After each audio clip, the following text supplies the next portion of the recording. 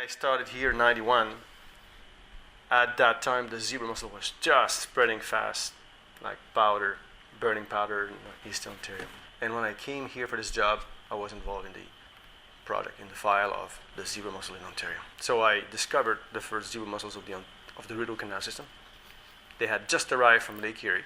And it came via a ship that came from, we think, the Caspian Sea, sailed across the Atlantic, came here, went through the locks, emptied its ballast water in Lake St. Clair, and seeded the system.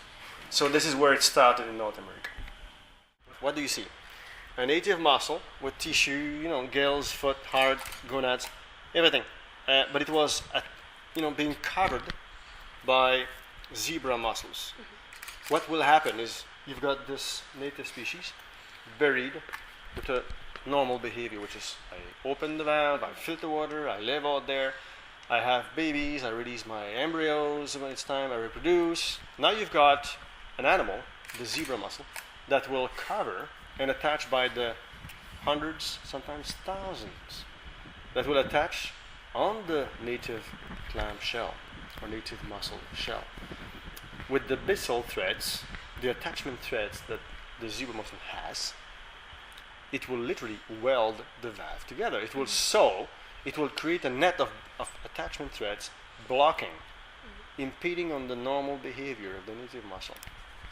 It will prevent the normal opening and closing.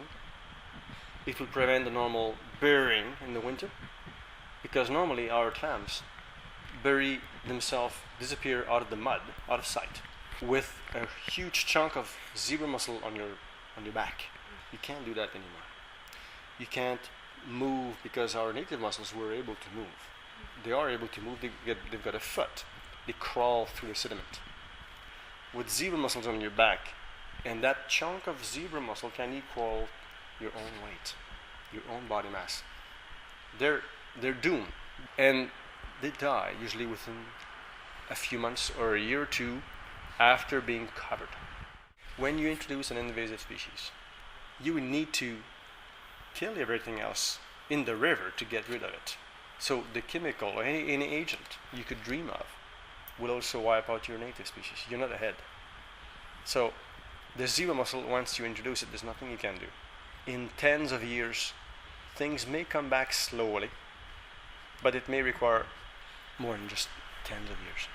So it's not all doom and gloom, but the impact in many ways is pretty severe in terms of loss of biodiversity. Each story, including the zebra mussel story, is unique in its own. Sometimes the success is such, the impact is such that, it's quite negative. And you can't even eat the thing, zebra mussel. And we have to learn from those introductions. I think we as a nation, if we want to protect our biodiversity, we need to know, are we ready for it? You need clever thinking